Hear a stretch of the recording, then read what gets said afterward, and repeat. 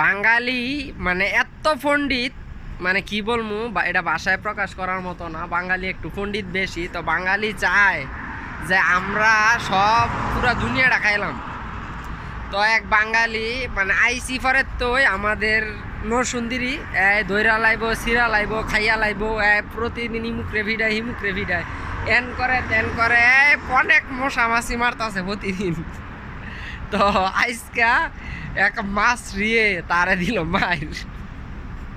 তো কেড়ে আসি ভাই দুঃখে, কারণ কেড়ে এই যে তুই মাছি মারস প্রতিদিন, এত এত মার্ডার করস, তোর মাথা গরম থাকে, ব্যক্তের লগে মাথা গরম, তুই ফেরত থাস বেটা মাছরির আহা তুলির নিচে, তুই কেড়ে যাস মাছরির লগে নেতাগিরি করতি, খারে তামসা দেয়া ছাড়া কোনো উপায় নেই। ফাত করে মারছে সাফাটার মাঝে একটা, একবারে সিধা। পরে কইতাছে আমারে না ধরলে হারে সিরা লাইলাম মিলে, ফাইরা লাইলাম মিলে, খাইয়া লাইলাম মিলে, এন কর লইলে তেন কর লইলে, তাই নিয়ে যে কত বালছিল লইলে এটা আসলে ভাষায় প্রকাশ করার মতো না।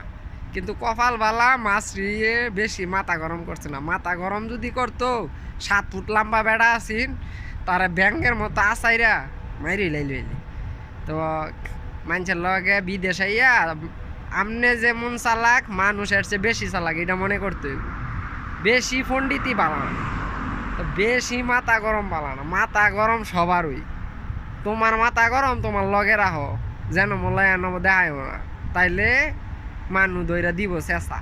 তো সৌদি আরবে যারাই আছেন সাবধান, মানুষের লগে ঝগড়া করবেন না। এই দেশ আইন অনেক করা, আপনার মাইরা লাইল এন তাকায় দেখা ছাড়া কোনো উপায় নেই, শুধু তাকায় দেখতে হইব, তাছাড়া কেউ ধরবো না, ছুইব না, কিছুও করবো না। যারা সৌদি আরবে নতুন আসবেন অবশ্যই বাসা থেকে মাথা ঠান্ডা করে তারপরে সৌদি আসার চেষ্টা করবেন। কারণ সৌদি ইয়া যদি মনে করেন এটা আমার এলাকা, আমি এলাকায় বহুত মানুষের ফিডাইতাম, আমার অনেক ডাফট, আমার ডরে মানুষ কাঁপে, সেই চিন্তা ছাইরা দিয়া পরে সৌদি আইবেন, নয় কিন্তু গুতা একটা মাটিত পড়তো না, সব পড়বো আপনার ফিডু। তো সাবধান।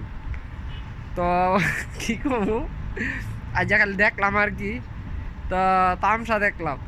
কপাল বালা মাছ রিয়ে কিছু কইছে না, যদি বিচার দিত তাইলে একটা বাংলাদেশ ভাড়া দিলে আরে। তো এই সে কাহিনী। তো ঝামেলা ফাঁকাইব একটাই, অযথা যারা আঙ্গর মতো নির্দোষ আছে তাগর উঠে গার আইব বিপদ। বাঙালি অনেক ঝামেলার লোক, ইত্যা ও যেন যায় আমি বকবক করে, কামের বেলায় চালি বাবা, কথার বেলায় ঠন ঠন, কাজের বেলায় ডন ডন, এটা হচ্ছে বাঙালির কাম।